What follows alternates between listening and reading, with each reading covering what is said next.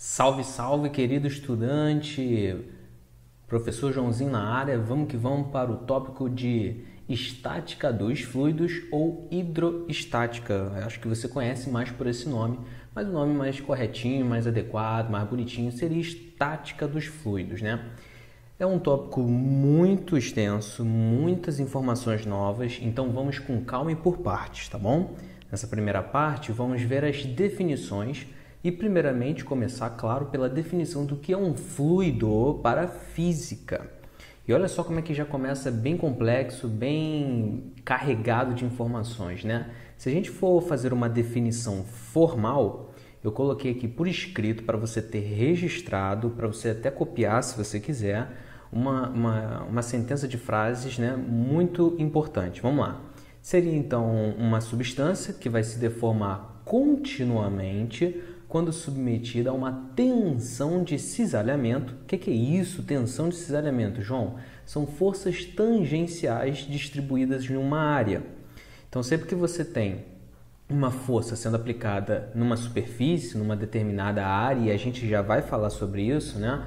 Você pode ter dois tipos de força. Uma força que é normal a essa área, perpendicular a essa área, ou uma força que é tangencial a essa área. E aí, quando a gente tem a força normal, a gente fala de pressão.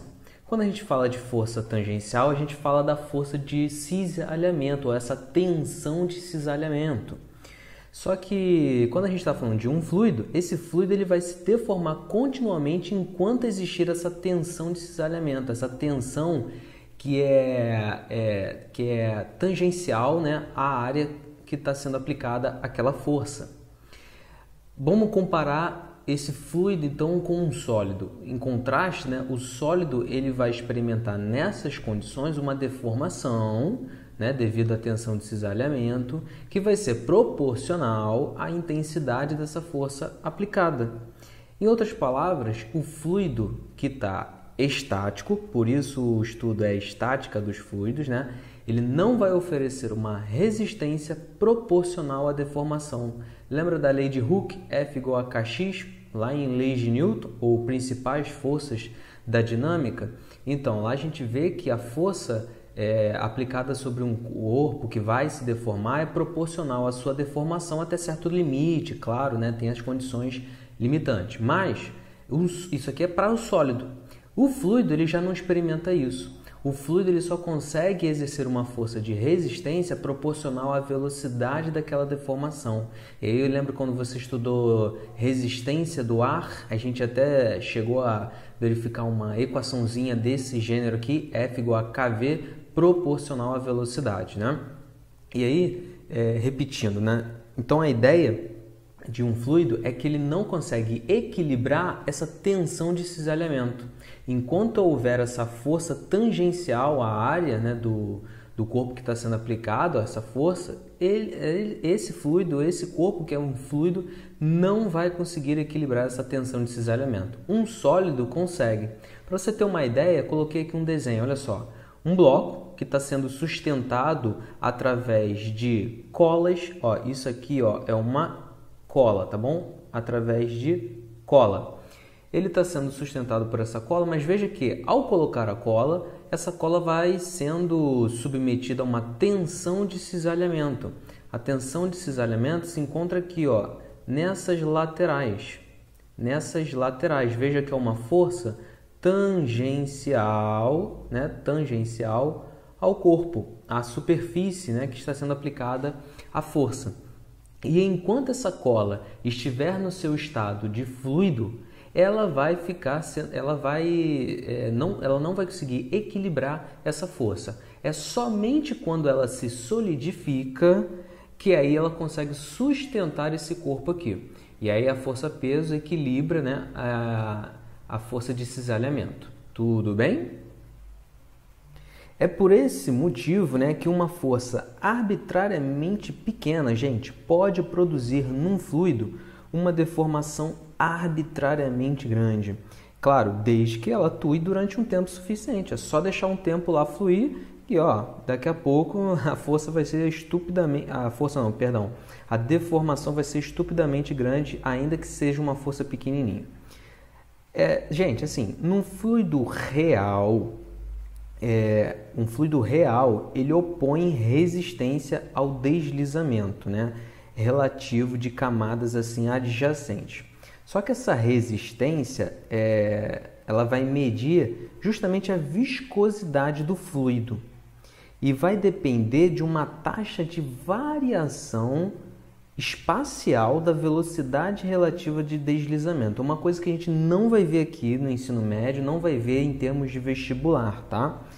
Por isso que vão ser fluidos ideais no caso. Então, assim, enquanto num sólido a resistência a esforços tangenciais vai depender da deformação, olha a lei de Hooke aí, né? É um caso particular. Num fluido, ela vai depender da velocidade dessa deformação. E é por isso que forças pequenas, atuando durante tempos grandes, vão poder produzir, né, grandes deformações. Para velocidades menores, é claro que a resistência oposta é menor. Muita coisa, né? Por conseguinte, num fluido em equilíbrio, ou seja, uma velocidade nula, não pode haver tensões tangenciais, tá bom? E vai existir uma enorme gama de substâncias aí com propriedades intermediárias entre sólidos e fluidos, né? Como o caso aqui da cola, que dependendo da natureza e da magnitude das forças, da temperatura, da escala de tempo, né? Para que o escoamento sob a ação de esforços tangenciais se torne visível. Exemplos, a cola que eu falei aqui, massa de pão, chiclete, gelatina, piche e etc, tá bom? Mas neste capítulo, neste tópico, nós só vamos nos ater a propriedades dos fluidos em equilíbrio, ou seja, a estática dos fluidos. Então, em termos de vestibular e ensino médio, nós vamos até a essas definições aqui, ó.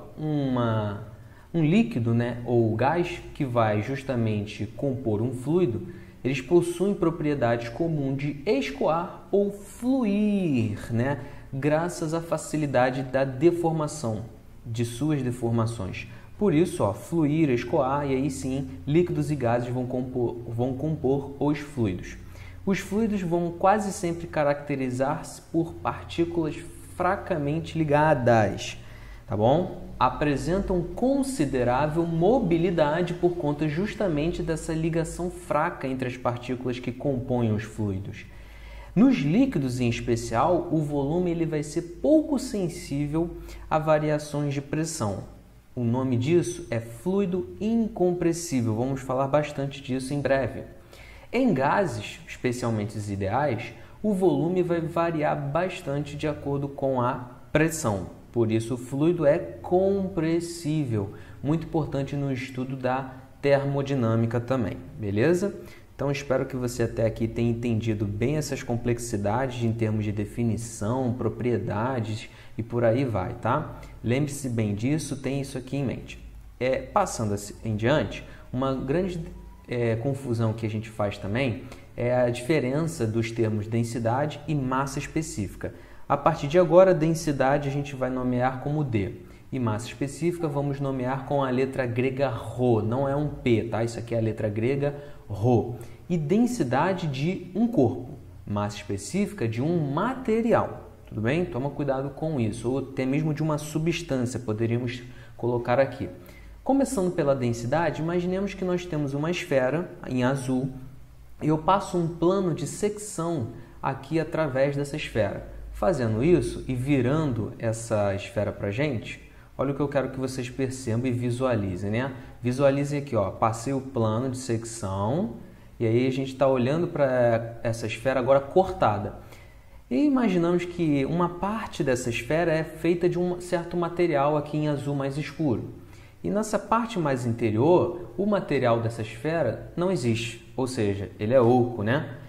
E aí, quando a gente quer falar da massa desse corpo, eu escrevi aqui, ó, a massa do corpo vai conter a massa do material mais a massa dessa parte aqui oca, né? Só que não tem massa nessa parte oca. Por isso, por essa razão, essa parte aqui vai ser zero. Então, a massa do corpo somente é constituída pela massa do material aqui da esfera. Agora, quando a gente quer falar de volume do corpo, Olha lá, de novo o mesmo raciocínio. O volume do corpo vai ser igual ao volume do material mais o volume da parte oca, que não vai ser zero, gente. Isso aqui tem um certo volume, tá bom? Então, a densidade do corpo, que vai ser a razão entre a massa do corpo sobre o volume do corpo, sabendo dessas coisas que a gente já falou aqui anteriormente, nós vamos ter o seguinte: a densidade do corpo vai ser composta pela massa do material dividido pelo volume, né, do corpo, que vai ser o volume do material mais o volume da parte oca, tá bom? Então tenha isso em mente, até mesmo para você comparar agora com a parte da massa específica de um material. A massa específica de um material, ela vai ser apenas, né, a massa da matéria e o volume da matéria. E agora as unidades do SI, tanto de densidade quanto de massa específica, serão as mesmas, tá? E aí a gente vai ter o seguinte: a gente vai poder escrever que a unidade no SI vai ser quilograma por metro cúbico.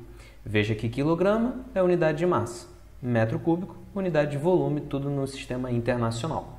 Isso serve para ambas, tá bom? Uma observação importante aqui é com relação à densidade ou à massa específica da água. A massa específica da água, ela vale ali aproximadamente 1 grama por centímetro cúbico. E existe uma conversão aqui que a gente tem que saber fazer, porque o vestibular cobra muito, gente. Vejamos então, se eu tenho 1 grama e quero passar isso para quilograma, basta eu dividir por 1000. E aí nós teríamos 0,001 quilograma. Centímetro cúbico para passar para metro cúbico, a gente teria que dividir isso por 1 milhão. E aí ficaria 0,0001. Né? Se eu não errei aqui, 1, 2, 3, 4, ficou faltando 1. Então, ó, mais um zero aqui, pum, umzinho. Quando você for fazer essa divisão de 0,001 dividido por 0,000001, você vai encontrar o resultado de 1000. Ou seja, 1 grama por centímetro cúbico equivale a 1000 quilogramas por metro cúbico. Essa conversão aqui, ela é muito importante de você saber, tudo bem?